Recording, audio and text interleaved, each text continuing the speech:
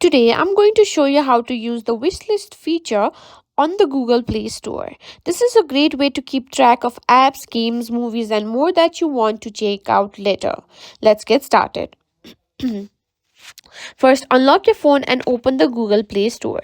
Make sure you're logged into your Google account.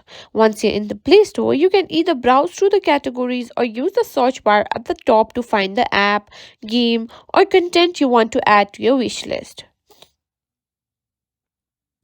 Tap on the item you're interested in to open its detail page. Here you'll see all the information about it.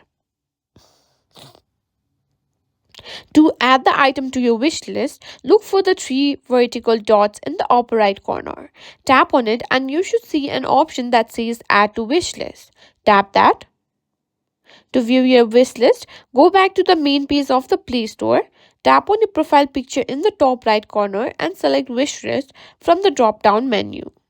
Here you can see all the items you've added. You can tap on any item to view it again or remove it from your wish list by tapping the three dots and selecting Remove from Wish List. And that's it. You've now learned how to use the wishlist feature on the Google Play Store.